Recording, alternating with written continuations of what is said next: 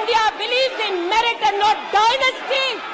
And today of all the days, people like you need to remember what was told to the British: quit India. Corruption, quit India. Dynasty, quit India. Merit now finds place in India. अध्यक्ष महोदय, सबसे पहले आपकी पीठ पर, आपके आसन पर जिस प्रकार का आक्रामक बर्ताव आज देखा गया, उसका मैं खंडन करती हूं। पहली बार राष्ट्र के इतिहास में भारत मां की हत्या की बात की और कांग्रेस पार्टी यहां पर तालियां बजाती रही। जो भारत की हत्या की बात पर कांग्रेस पार्टी ने ताली पीटी आज इस सदन में, इस बात का संकेत पूरे देश को दिया कि मन में गद्दारी किसकी है। मैं आज हिंदुस्तानी होने के नाते कहती हूं, मणिपुर खंडित नहीं है, विभाजित नहीं है, मेरे देश का अंग है। मैं इनसे पूछती हूं, इन्हीं के अलायंस के एक सदस्य बैठे हैं जिन्होंने तमिलनाडु में कहा कि भारत का मतलब मात्र उत्तर भारत। अगर हिम्मत हो राहुल गांधी में तो आकर भारत के ऊपर इस प्रकार का कटाक्ष करने वाले डीएमके के अपने साथी का खंडन करके बताएं। कांग्रेस पार्टी के एक नेता ने कश्मीर में रेफरेंडम की बात की। अगर हिम्मत है गांधी खानदान में तो इस सदन में और इस देश को बताए कि कश्मीर को देश से हटाने की साजिश में कांग्रेस के उस नेता का वक्तव्य क्यों है। You are not India because you define corruption in India. You are not India because you define incompetence. You are not India. एक मिनट, माननीय सदस्य, ये तरीका ठीक नहीं है। सदन में नारेबाजी करना तरीका ठीक नहीं है। प्लीज माननीय सदस्य बैठिए, उनको अपनी बात कहने दीजिए। आपने अपनी बात कही है, यह तरीका ठीक नहीं है। नो गलत तरीका है आपका, नो गलत तरीका है आपका। स्मृति जी, पुनः कहती हूं अध्यक्ष महोदय, शायद अपने ही कोलाहल में सुन न पाए हो, मणिपुर हमारे देश का अभिन्न अंग है, खंडित न था, न है, न कभी होगा। इनके यूपीए के अलायंस के एक नेता ने तमिलनाडु में एक वक्तव्य दिया है। पुनः कहती हूं कि भारत का मतलब मात्र उत्तर भारत। मैं आज गांधी खानदान से, कांग्रेस पार्टी से पूछना चाहती हूं, क्या भारत केवल उत्तर भारत है? अगर दम है तो अपने पार्टनर को मुंह तोड़ जवाब दे, अगर हिंदुस्तान में आस्था रखते हैं।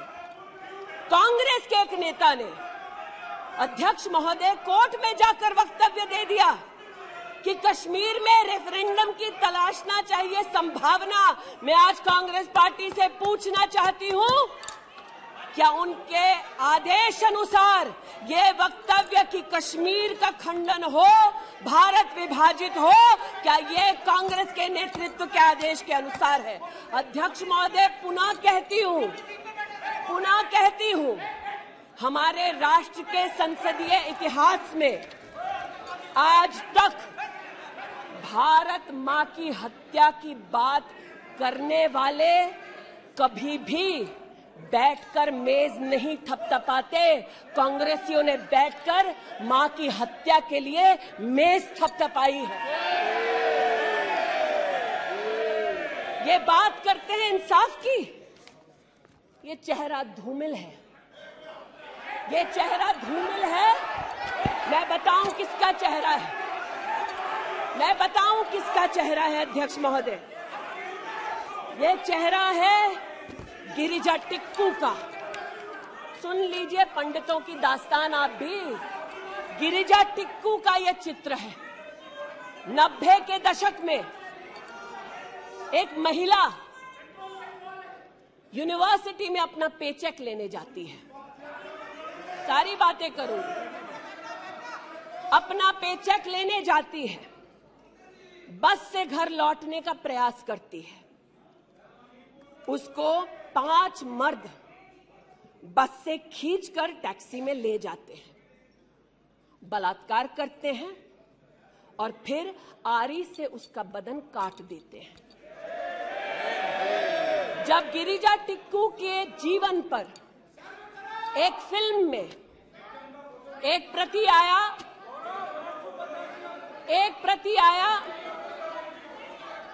मैं आज कहना चाहती हूं कि कांग्रेस के कुछ प्रवक्ताओं ने उसको प्रोपेगेंडा कहा।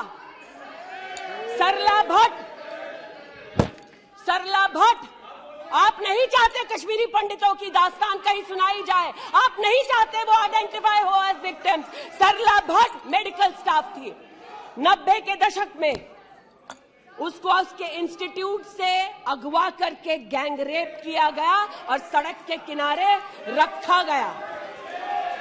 आज मैं पूछना चाहती हूं कि एक तरफ इनकी अलायंस के लोग हिंदुस्तान को विभाजित करने की बात करते हैं, ये आज अपने आप को इंसाफ के पुजारी बताते हैं, लेकिन मुझे बताइए गिरिजा टिक्कू, सरला भट्ट को कब इंसाफ मिलेगा? हर गली, हर मोहल्ले में एक स्लोगन गूंजता था पंडितों के बीच, रलियू सलियू गलिव। पुनः कहती हूं, रलियू सलियू गलिव। आप चिल्लाना बंद करें, समझे पहले। रलियू सलियू गलिव। या तो अपना धर्म बदलो या कश्मीर छोड़ो या यहीं मरो। उनकी आवाज भारत की आवाज नहीं है। उनकी आवाज को आपने कभी नहीं सुना। मैं आज कहती हूं, इन्होंने कहा अश्रु बहाए, भ्रमण किया 84 के दौरान में। मुझ जैसे कई लोग देश की राजधानी में थे और किसी का वक्तव्य ना सुने। अध्यक्ष जी, एक पत्रकार है प्रणय गुप्ता, उन्होंने लिखा कि सिख बच्चों को कैस्ट्रेट करके उनके अंगों को उनकी मां के मुंह में ठूसा गया। आज बोलती हूं, त्रिलोकपुरी में 30 औरतों को इकट्ठा करके चीला गांव में ले जाकर उनका बलात्कार किया। सुल्तानपुरी में एक महिला ने एफिडेविट दी है, मेरे हस्बैंड को मार दिया, बेटी को शादी से एक रात पहले उठाकर ले गए और उसका बलात्कार किया। एक 45 साल की मां ने कहा सिख दंगों के दौरान कि न सिर्फ मेरे पति को मारा, न सिर्फ मुझे गैंगरेप किया, बल्कि मेरे सामने मेरे बेटे पर केरोसिन छिड़ककर उसको आग लगा दी गई। और आज भारत की बात करते हैं, कहते हैं कि कश्मीर से कन्याकुमारी तक 130 दिन चल रहे थे। मैं जोड़ों के दर्द पर भाषण नहीं दूंगी अध्यक्ष महोदय, लेकिन इतना जरूर कहूंगी कि जिन वादियों को हिंदुस्तान ने खून से सना देखा है, जिन वादियों में गोलियों की आवाजें हर दिन सुनाई देती थी, जब ये उन वादियों में गए तो जैसे कश्मीरी कहते हैं शीन जंग कर रहे थे, बर्फ के गोलों के साथ अपने के किसी परिजन के साथ खेल रहे थे। अध्यक्ष महोदय, ये तब संभव हुआ जब प्रधानमंत्री मोदी ने धारा 370 हटाई। आज इस सदन में उल्लेख हुआ है कि ये गए हैं, I have been to Manipur, you might have not been. आज इस सदन में उल्लेख हुआ है कि ये यात्रा में गए और यात्रा में क्या आश्वासन दिया कि अगर इनका बस चले तो धारा 370 ये पुनः स्थापित कर दे। धारा 370 की वजह से कश्मीर की बेटियों को दहेज के लिए अगर प्रताड़ित किया जाता था तो वहां की बेटियों के पास कानून का सहारा नहीं था, क्योंकि इन्होंने धारा 370 लगाई। कश्मीर में अगर बेटियां प्रदेश के बाहर ब्याही जाती थी तो उनके पैतृक संपत्ति पर उनका अधिकार समाप्त हो जाता था, क्योंकि इन्होंने धारा 370 लगाई। कश्मीर में अगर 14 साल से कम उम्र की बच्ची का 18 साल से कम उम्र की बच्ची का ब्याह रचा दिया जाता था तो उसे कानून का संरक्षण नहीं मिलता था, क्योंकि इन्होंने धारा 370 लगाई। आज जो भग गए हैं सदन से उनसे कहना चाहती हूं कि इस देश में न धारा 370 लौटेगी, इस देश में कभी भी पंडितों को रलिव सलिव गलिव का धमकी कोई देने वाले बचेगा नहीं। आज कई यहां पर बहनें उपस्थित हैं जो वहां से अपनी आक्रोश को और राहुल जी के प्रति समर्थन को व्यक्त कर रही हैं। 84 के दंगों का विवरण सुनकर, गिरिजा टिक्कू का विवरण सुनकर, और मैंने स्वयं अध्यक्ष जी मणिपुर के मुख्यमंत्री से बात कर त्वरित रूप से वहां पर लोग पकड़े जाएं, न सिर्फ इसका वहां पर निवेदन किया बल्कि वो लोग पकड़े गए। सीबीआई की इंक्वायरी जारी है। लेकिन जो आज यहां बैठे हैं, मैंने उनसे पूछना चाहती हूं, जो चले गए, उन्होंने कहा वो राजस्थान गए, और राजस्थान में क्या हुआ महोदय? गिरिजा टिक्कू को तो 90 के दशक में आरी से काट दिया गया था। भीलवाड़ा में 14 साल की लड़की के साथ सामूहिक बलात्कार होता है। इस सदन से 2 महिला एमपीज उस परिवार से मिलती हैं। बच्ची जब जिंदा थी गैंगरेप के बाद महोदय, उसे काटा जाता है, फिर उसे भट्टी में डाल दिया जाता है। ये इन महिला सांसदों का वक्तव्य है कि जिस बच्ची को 14 साल की उम्र में जब जीवित थी गैंगरेप के बाद भीलवाड़ा राजस्थान में काटा गया, जलाने के लिए फेंका गया, उसका मात्र एक हाथ भट्टी के बाहर छूट गया था। मैं आज पूछना चाहती हूं अध्यक्ष महोदय, ये आज जो जोर जोर से चिल्ला रहे हैं, न्याय की गुहार इन्होंने तब नहीं लगाई जब 60 साल की एक महिला का पश्चिम बंगाल में उसकी नाती के सामने गैंगरेप हुआ। कोर्ट में केस लंबित है, इनका दिल नहीं दहला और पूछ रहे थे कि मणिपुर के बारे में आप नॉर्थ ईस्ट के बारे में नहीं जानते। जिन्होंने प्रस्तावना की उनसे कहती हूँ, नल्ली का मैसेकर हुआ, 5 मिनट के लिए कांग्रेस की एक नेत्री गई, लेकिन इनका क्या रुख था तब? 2012 में तरुण गोगोई जी ने स्वयं वक्तव्य दिया है कि दंगे हो रहे हैं, लेकिन कांग्रेस की केंद्र की सरकार ना ट्रूप्स दे रही है, ना इंटेलिजेंस दे रही है। कोकराझार की बात करते हैं, ये मेरा वक्तव्य नहीं है, तब के कांग्रेस के मुख्यमंत्री तरुण गोगोई का वक्तव्य है। कोकराझार में हिंसा होती है, धुबड़ी में 3-3 महीने कर्फ्यू रहता है। आज महोदय जो लोकतंत्र की दुहाई दे चुके हैं, हम बार बार इस सदन में बार बार इमरजेंसी की गाथा को याद करते हैं। इस सदन में हम लोग बार बार उन नेताओं को, उन सामाजिक संस्थाओं को, उन मीडिया के बंधुओं को, उनकी प्रिंटिंग प्रेस कैसे जबरन बंद कर गई, उसको, इस पर विस्तृत चर्चा होती है। लेकिन इमरजेंसी के कालखंड में साधारण महिला का इन्होंने कांग्रेस पार्टी ने क्या हश्र किया। स्नेहलता रेड्डी की आज बात करना जरूरी है। बेंगलुरु की जेल में बंद किया गया और इसलिए बंद किया गया क्योंकि वो सोशलिस्ट थी, भाजपा ही नहीं थी, सोशलिस्ट थी। और जब बंद किया 2 मई 1976 को, तब उन्होंने अपनी प्रिजनर्स डायरी में लिखा, और मैं कोट कर रही हूं, जो पब्लिकली अवेलेबल है।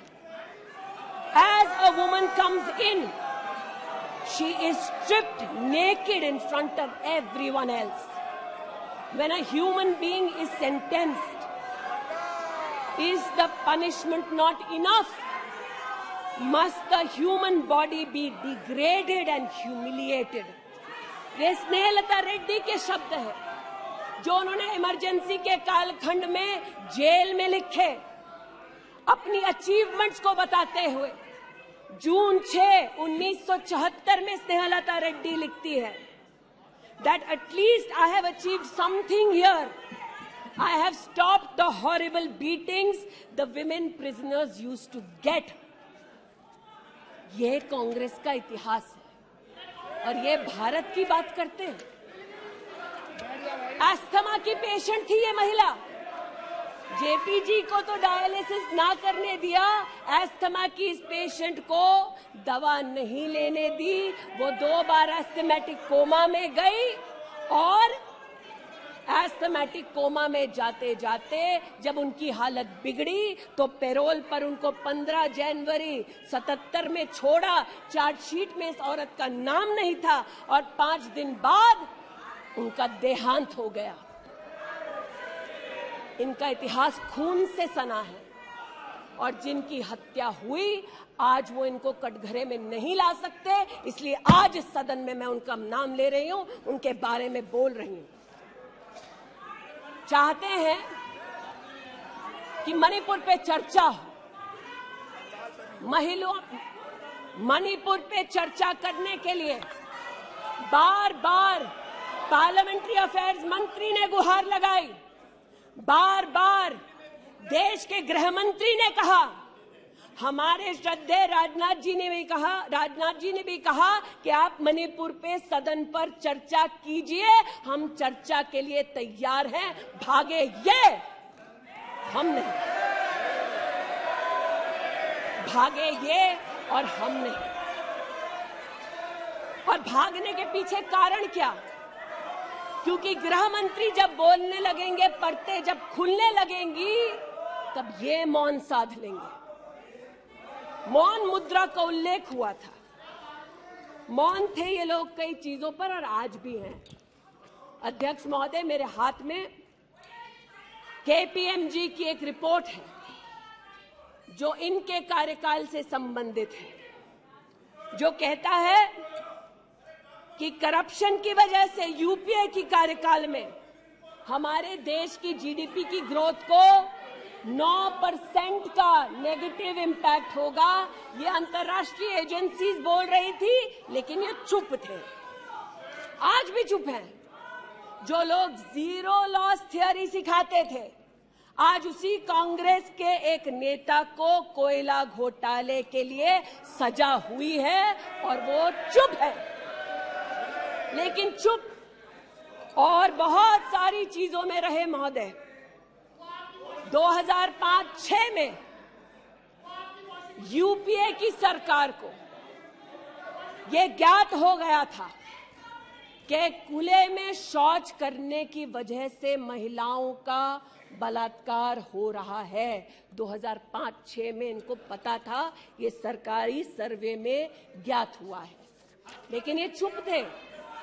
2010 में वर्ल्ड बैंक की रिपोर्ट ने कहा, इनकी तब सरकार थी, कि स्वच्छता न होने की वजह से देश की जीडीपी पर 6.4 का नेगेटिव इंपैक्ट है। ये चुप रहे। महिला का बलात्कार खुले में शौच में हो रहा था, इनको पता था, ये चुप रहे। 2014 तक देश में केवल 39% आबादी को इन्होंने टॉयलेट की व्यवस्था सुनिश्चित करके दी। 2019 तक 100% कवरेज हुआ। 110 मिलियन टॉयलेट। ये हंसते हैं इस पे अध्यक्ष जी। शायद इनको पता नहीं है कि एक महिला के लिए दिन की शुरुआत में शौच के लिए बाहर जाना या सूर्यास्त का इंतजार करना, शौच के लिए बाहर जाना और वहां उसका शारीरिक शोषण होना, बलात्कार होना, ये कितनी बड़ी सामाजिक और क्रिमिनल चुनौती है, इस बात से इनको कोई सरोकार नहीं, इसलिए उपहास का विषय बनाते हैं। आज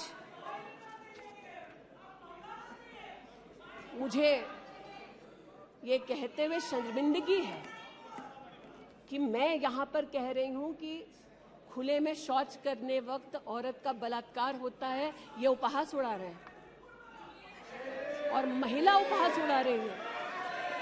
शायद यही लक्षण है कांग्रेस नीत अलायंस के कि औरत का बलात्कार हो तो ये हंसे, भारत मां की हत्या की बात हो तो ये यहां पर तालियां पीटे, ये कांग्रेस का लक्षण है। इनकी प्रस्तावना के वक्त ये कहा गया कि हम बात करेंगे मात्र एक व्यक्ति से, हम किसी मंत्री से बात नहीं करेंगे, क्योंकि मंत्रियों की कार्यशैली पर इनको चर्चा नहीं करनी।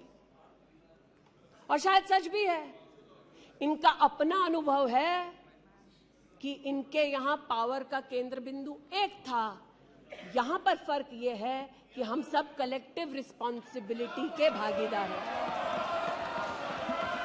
इसलिए आज जब गजेंद्र शेखावत जी के मंत्रालय की ओर से टॉयलेट की व्यवस्था होती है तो मैं एक महिला सांसद और नागरिक के नाते इनका भी उतना ही अभिनंदन करती हूं जितना कि प्रधानमंत्री जी का। जल जीवन मिशन महोदय, हमारे देश में जब इनकी सरकार थी तो मात्र 3 करोड़ परिवारों तक नलके से पानी पहुंचता था। अब 2019 का आंकड़ा कहता है कि आपने तब तक 9.5 करोड़ तक पानी पहुंचाया और अब लगभग 19 करोड़ 40 लाख और 12 करोड़ 40 लाख तक आपका पानी नलके से पहुंच चुका है। लेकिन इनको इससे भी सरोकार नहीं कि अगर टॉयलेट बना, महिलाओं का शोषण कम हुआ, देश की साधारण महिला का सम्मान बढ़ा, तो इनसे इनका कोई सरोकार नहीं। स्पष्ट है, गरीब के घर में नल से जल पहुंचा तो कांग्रेस का उसका कोई सरोकार नहीं। ये स्पष्ट है और सही है। हमारा सरोकार है, देश हमारा है, सेवा हमारी है। आज ये उत्तेजित है कि मैं इस सदन में मंत्रिमंडल के अपने कई सहयोगी साथियों का वर्णन करती हूं। एक ऐसी महिला मंत्री का वर्णन कर रही हूं जो वर्तमान में नहीं है। जनधन के माध्यम से 23 करोड़ महिलाओं का बैंक का खाता खुला। ये इनके लिए कोई मान्यता नहीं रखता, ये मुझे स्वीकार है, ये हमारे लिए अहम है। मुद्रा के माध्यम से 40 करोड़ लोगों को जो जीवन में कभी व्यवसाय नहीं कर पाते थे, जिनके पास कांग्रेस की पर्सनल डायलिंग मशीन नहीं थी, उनको मुद्रा का लोन मिला। 27 करोड़ लोन महिलाओं को दिए गए। महिलाओं को अपना व्यवसाय शुरू करने के लिए 23 लाख करोड़ रुपया सैंक्शन किया गया मुद्रा के माध्यम से। इनका उससे कोई सरोकार नहीं। 8 करोड़ नौजवान हमारे राष्ट्र के इतिहास में फर्स्ट टाइम एंटरप्रेन्योर्स बने। इनका उससे कोई सरोकार नहीं। 1,80,000 अकाउंट्स में स्टैंड अप इंडिया का 40,000 करोड़ का पैसा दिया गया। 80% महिलाएं। एक मिनट प्लीज, क्या तरीका है? वह अपनी बात कह रही है, तथ्यों के आधार पर कह रही है। आपको खंडन करना है तो आप बोलना, जब तथ्यों के आधार पर करना गलत बात है। नो गलत। माननीय मंत्री जी,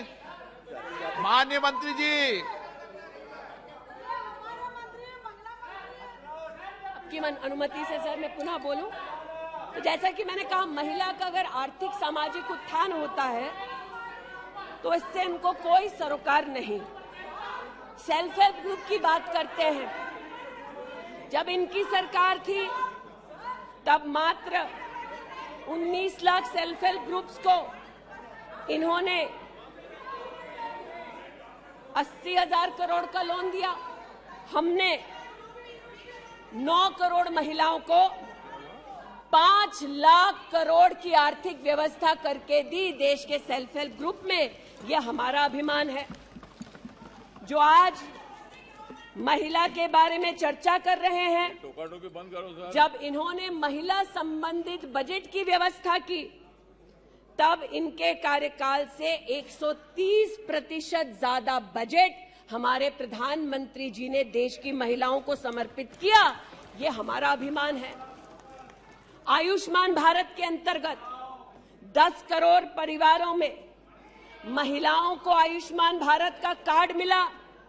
आज तक 2 करोड़ 60 लाख महिलाओं ने हॉस्पिटल वेलनेस सेंटर में सुविधाएं ली। ब्रेस्ट कैंसर में 12 करोड़, सर्विकल कैंसर में 8 करोड़ महिलाओं ने स्क्रीनिंग कराई। इनका उससे कोई सरोकार नहीं, बल्कि इनका उनसे सरोकार है दिल्ली में, जिन्होंने आयुष्मान भारत योजना दिल्ली में लागू ही नहीं की। इनका उनसे सरोकार है।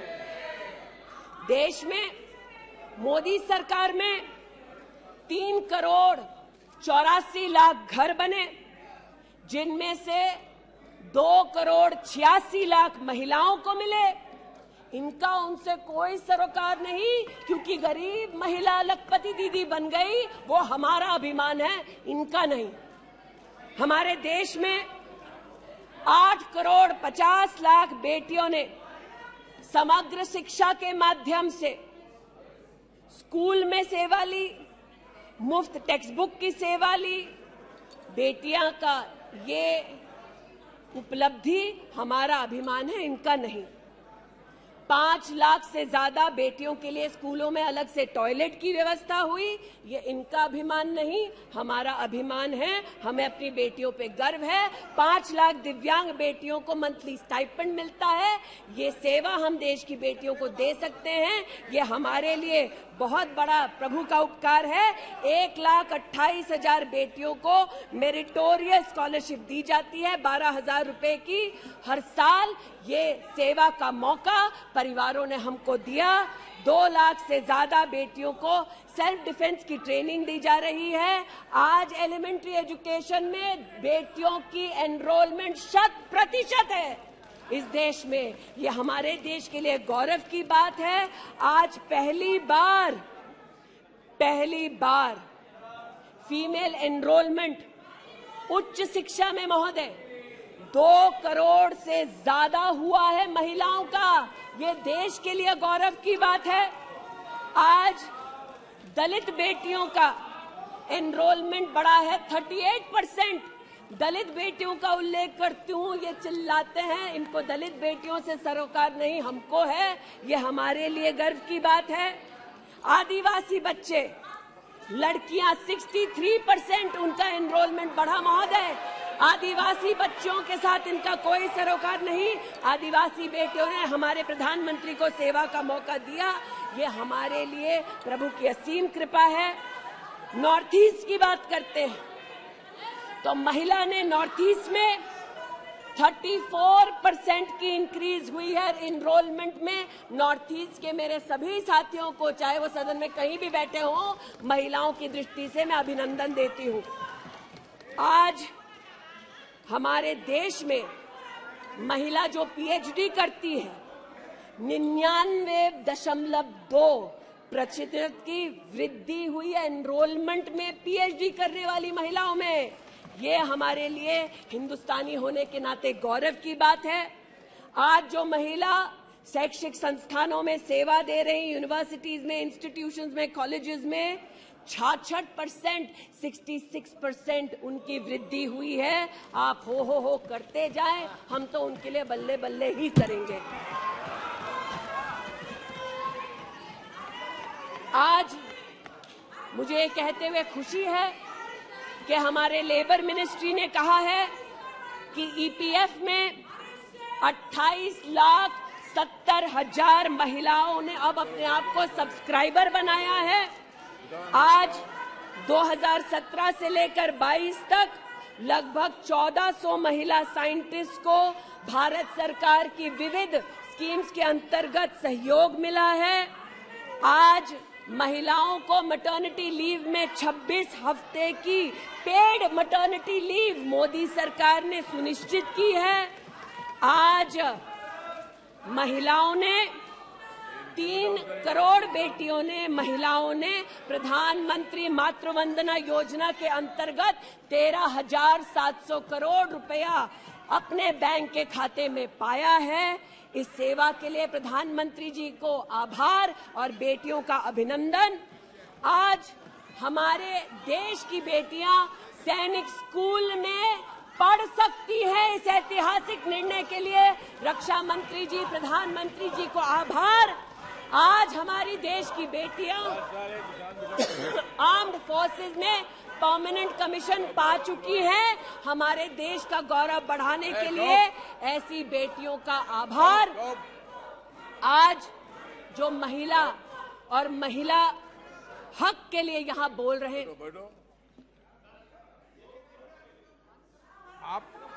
आप विषय पे बोल रही हैं और अविश्वास प्रस्ताव पे सब विषय पर बोल सकते हैं। ये तरीका अच्छा है क्या? बोलिए माननीय। वो भी शायद मजबूर हैं, उनको भी रिमोट से डायरेक्शन आया है।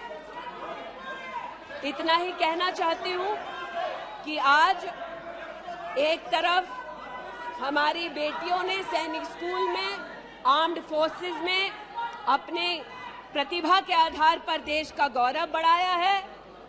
दूसरी ओर बिना किसी पुरुष सहयोगी के हिंदुस्तान के इतिहास में पहली बार 4,313 मुस्लिम बहनें अकेली हज के लिए गईं और सुरक्षित हिंदुस्तान लौटी। जो महिला हक की बात करते हैं महोदय, उनसे कहना चाहती हूं, महिला हक को संरक्षित करने के लिए जब हमारी सरकार ट्रिपल तलाक के कलंक को मिटाना चाहती थी, तब महिला के हक में नहीं बल्कि वोट बैंक के लालच में इन्होंने सदन की कार्रवाई को त्याग दिया था। आज जब ये महिला सुरक्षा की बात करते हैं महोदय, तो ये कहना उचित होगा कि एक तरफ निर्भया फंड की रचना की घोषणा करते हैं 13 में, एक काम निर्भया फंड में नहीं करते, लेकिन जो निर्भया के बलात्कारी हैं उनको कांग्रेस नित अलायंस के लोग बलात्कारी के हाथ में 10,000 रुपए और एक सिलाई की मशीन देते हैं।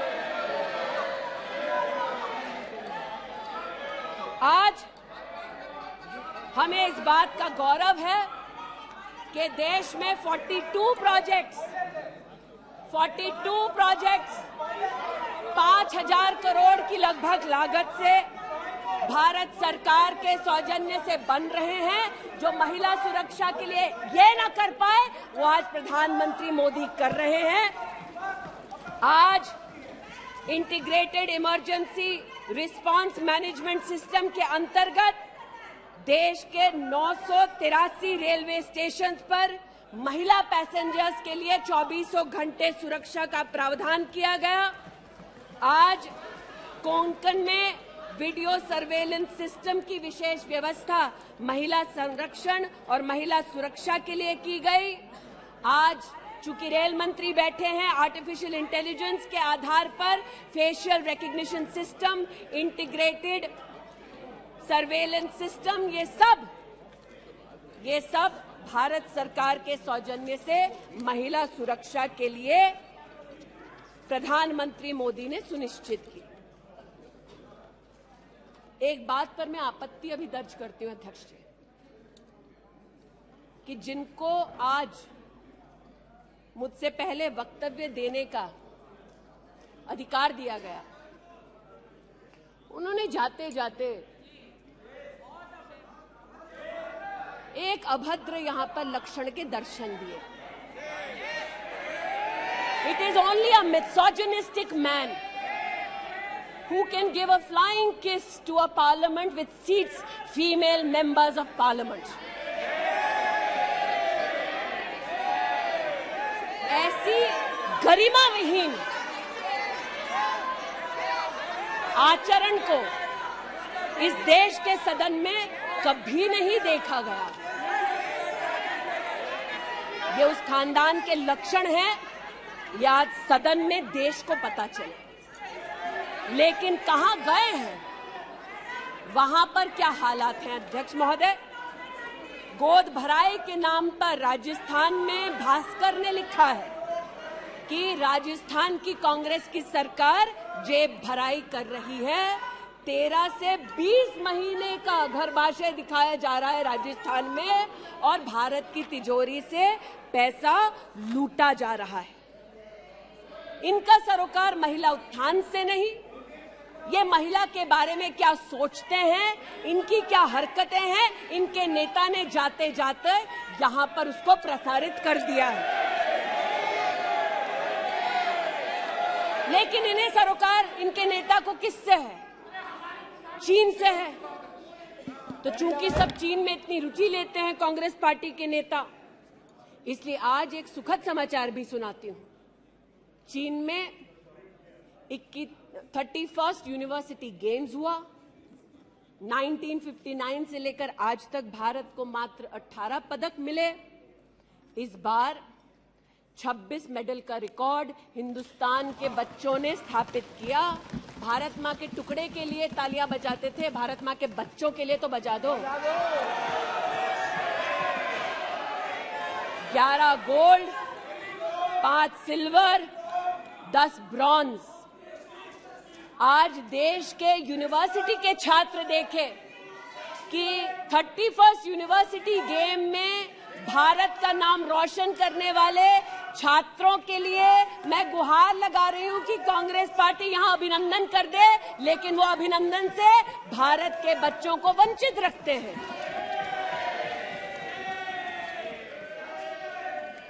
बात अभिनंदन की निकली तो एक वो भी थे जिन्होंने आसमान चीरा और दुश्मन को मुंहतोड़ जवाब दिया। आज जो व्यक्ति यहां पर भारत की आवाज का उल्लेख कर रहे थे, उन्होंने भारत की आवाज में आवाज मिलाकर तब नहीं बोला जब आतंकी हमला करते हैं। उन्होंने भारत के आवाज से अपनी आवाज को भिन्न करते हुए इस सदन में भारत के रक्षा बलों से प्रमाण मांगा इस सदन में। लेकिन प्रमाण क्यों मांगा? क्योंकि कुछ लोगों ने कहा होगा। और प्रमाण मांगने का क्या सलीका है, ये मीडिया के मित्रों के माध्यम से आया है ध्यान में देश के। न्यूज क्लिक की आज बात करना थोड़ा मैं जरूरी समझती हूं। न्यूज क्लिक, नेवल सिंघम कुछ पत्रकारों को हिंदुस्तान में लिखते हैं कि किस प्रकार से हिंदुस्तान के खिलाफ न्यूज सर्कुलेट होनी चाहिए, कैसे चाइना के समर्थन में अलग अलग आर्टिकल लिखने चाहिए, और इसे एक बार छपवा दो तो ट्राई कॉन्टिनेंटल पब्लिकेशन इसको इकट्ठा करके फिर काम आगे बढ़ाएगा।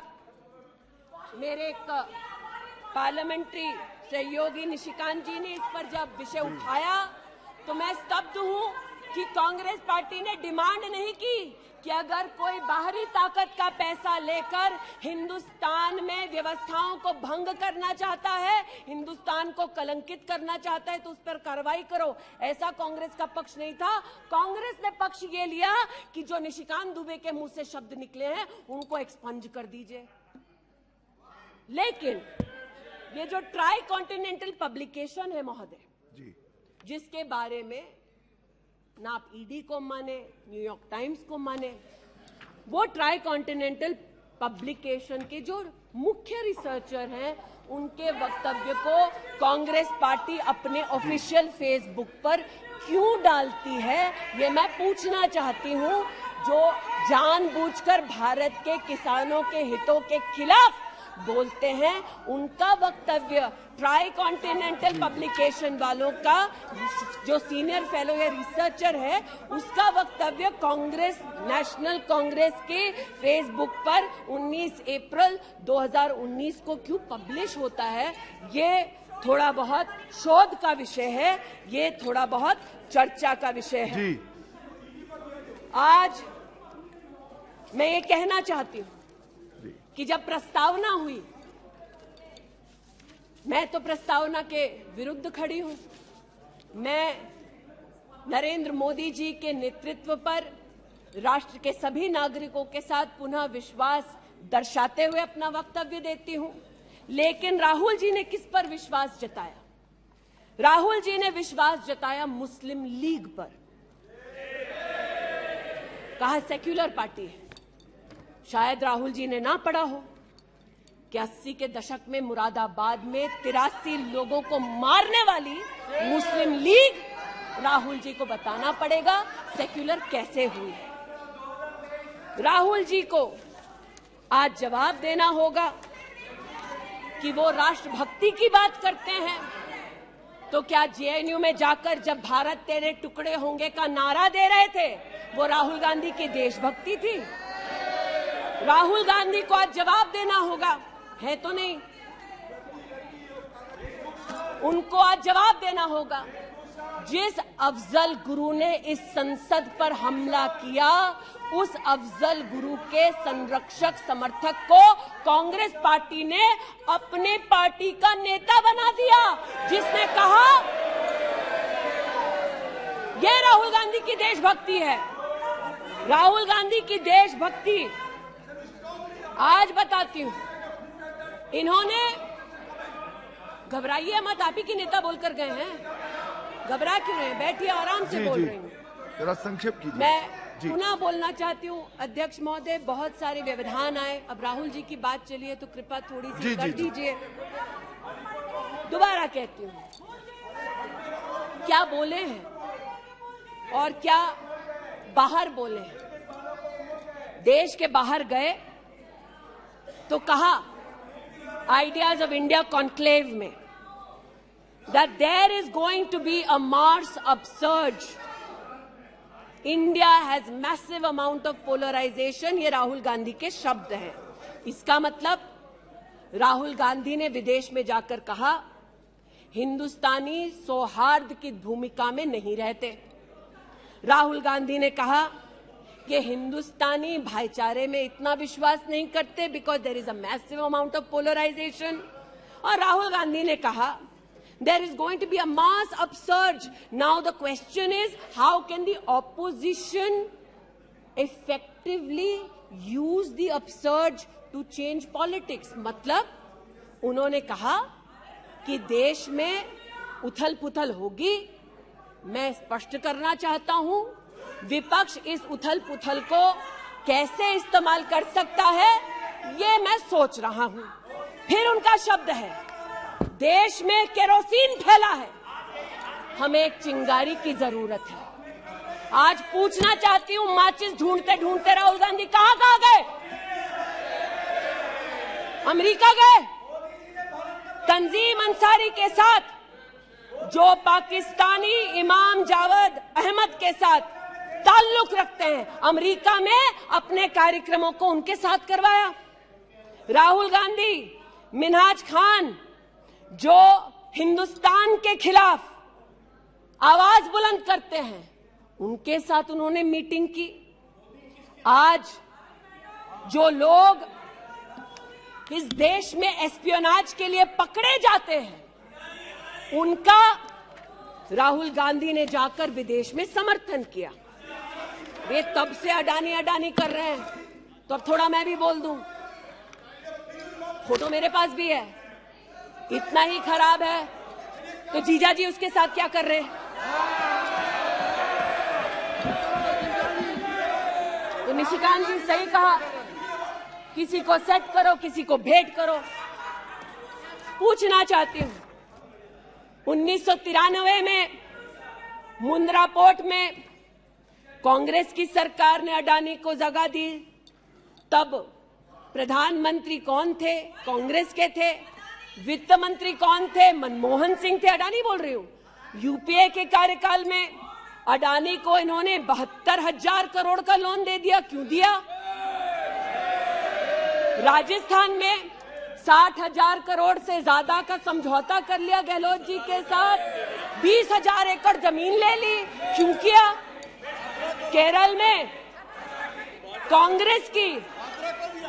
कांग्रेस की यूडीएफ सरकार के साथ पोर्ट का काम क्यों दिया? महाराष्ट्र में जब कांग्रेस के पास सत्ता थी तो फिर कांग्रेस ने अडानी को पोर्ट का काम क्यों दिया? बंगाल में हल्दिया पोर्ट का काम अडानी को क्यों दिया? छत्तीसगढ़ में कांग्रेस पार्टी ने अडानी को काम आदिवासियों ने मना किया, फिर भी क्यों दिया? अब इसमें बेटा कितना सेट होगा, दामाद को कितना भेंट होगा, हम क्या जाने। लेकिन आज अरे दामाद का मामला है, बैठ जा भाई। दामाद आपका नहीं है, जिनका है वो नहीं चिल्ला रहे, आप क्यों चिल्ला रहे? बैठ जाइए भाई। जिसका है दामाद वो नहीं चिल्ला रहे, आप क्यों चिल्ला रहे? बैठिए। अरे बैठ जाइए, बैठ जाइए, बैठ जाइए, बैठ जाइए, बैठ जाइए। कोयले घोटाले में पकड़े गए, 2G में भी पकड़े जाएंगे। बैठ जाइए प्लीज। आप बताइए, इस पूरी बला की जड़ महोदय, पूरी बला की जड़ परिवारवाद में है और परिवारवाद की राजनीति की जड़ कांग्रेस पार्टी में है। इनके अलायंस के लोग चारा खाते हैं, ये उनके घर मटन खाने चले जाते हैं। इनके अलायंस के लोग रेल की नौकरी के लिए गरीब की जमीन खाते हैं, जाके वो उन्हीं लोगों को गले लगाते हैं। और इनके सब के पीछे एक ही मजबूरी है, जो बड़ी विनम्रता से अजीत दा ने भी स्वीकारी कि मजबूरी हमारी कि तीसरी बार जनता कह रही है, फिर एक बार मोदी की बारी। Okay, now please conclude. तो मैं लिसन प्लीज। ये आज बैठिए। यहाँ पर उल्लेख कर रहे थे किसान की। आप भी बैठिए, आप किस लिए खड़े? ये बात आज कर रहे थे किसान की, तो किसान का क्या हश्र करते हैं वो मैं बताना चाहती हूँ। अध्यक्ष महोदय थोड़ी सी मुझे मोहल्लत दे दें।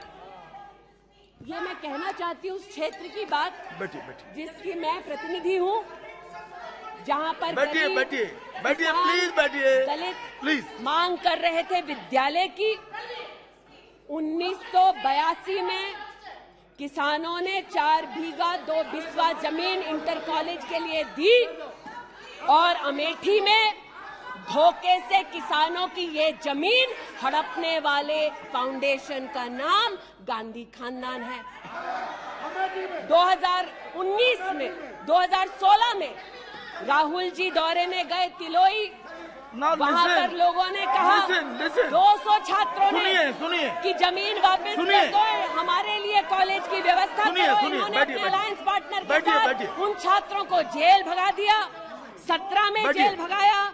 सेठा गौरीगंज में प्रमाण है, आ जाओ गौरीगंज, दूध का दूध पानी का पानी यही कर दूंगी।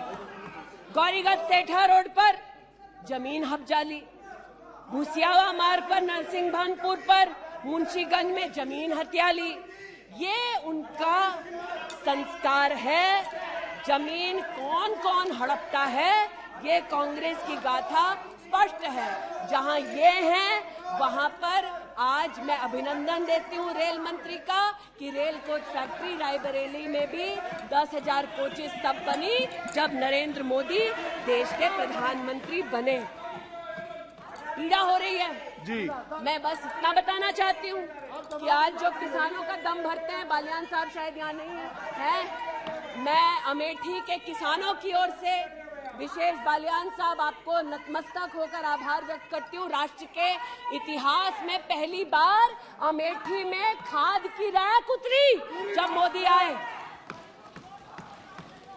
इन्होंने न खाद दी, गौरीगंज में किसानों पर लाठीचार्ज करते थे, राजनाथ जी इसके साक्षी हैं। इन्होंने 80% लोगों के पास अमेठी में, जहां 5 दशक इन्होंने राज किया, 80% लोगों को शौचालय नहीं दिया, 60% लोगों के घर में बिजली नहीं दी। और ये आज लोकतंत्र की बात करते हैं, अपनी प्रतिभा की बात करते हैं। आज मैं आभार व्यक्त करती हूँ, अमेठी का पहला सैनिक स्कूल मोदी जी ने दिया, 7.5 लाख लोगों को मुफ्त अनाज मोदी जी दे रहे हैं। अमेठी का आज पहला मेडिकल कॉलेज, जिसके नाम से इस खानदान ने जमीन हड़प ली थी, वो नरेंद्र मोदी ने दिलवाई। आज मैं इतना कहना चाहती हूँ अध्यक्ष महोदय, जो अभी है नहीं, जो 50 साल की उम्र के बाद देश देखने निकले थे, वो देश के किस कोने में वर्तमान में है मैं नहीं जानती, लेकिन इतना एक मिनट। और देखिए, आपने एक फिलोसोफर का मंत्रिमंडल में अविश्वास प्रस्ताव लाया है। मंत्रिमंडल उस संबंध में बोलेगा, उनको बोलने का अधिकार है। प्लीज आप बैठ जाइए। मणिपुर पर चर्चा आपने नहीं मांगी है, वो एक विषय है, उस पर चर्चा हो रही है, उसका उत्तर भी आएगा, परंतु no, please sit down, please sit down. But what sir of the enemy who speaks slyly, what of that enemy? आज जिनके पास ना नीति थी, ना नियत थी, ना देश के प्रति निष्ठा थी, आज ना जो कभी हिंदू के हुए, जिन्होंने राम के अस्तित्व को नकार दिया, ना सिखों के साथ जिन्होंने इंसाफ किया, जो ना कभी महिलाओं के उत्थान के लिए समर्पित थे, ना नौजवान के सशक्तिकरण के लिए समर्पित थे, ना किसान के बलिदान को स्वीकार कर किसान की समृद्धि के लिए समर्पित थे। आज उनसे कहना चाहती हूं कि जो समर्पित है, जो सबके विश्वास के साथ सबका विकास कर रहा है, उस पर देश को पुनः विश्वास दिखाएंगे। 24 में पुनः मोदी सरकार बनाएंगे। इस अविश्वास प्रस्ताव का मैं निषेध करती हूं और भारत मां का जयकारा लगाते हुए जो भारत मां की हत्या की बात कर रहे थे महोदय, उनसे कहना चाहती हूं, अंग्रेज आए चले गए, मुगलिया सल्तनत आई खत्म हो गई, हिंदुस्तान आज भी है और आगे भी रहेगा। और हिंदुस्तान इस देश की तिजोरी की चाबी वापस उनकी माताजी के हाथ में नहीं देगा। अमर उजाला अब आपके टीवी पर भी। अपने स्मार्ट टीवी पर YouTube पर सर्च करें अमर उजाला, चैनल सब्सक्राइब करें और देखें ताज़ा खबरें, वो भी HD क्वालिटी में। और हाँ, बेल आइकन दबाना ना भूलें ताकि हर खबर हो आपके घर। अमर उजाला, निष्पक्ष, निर्भीक, निरंतर।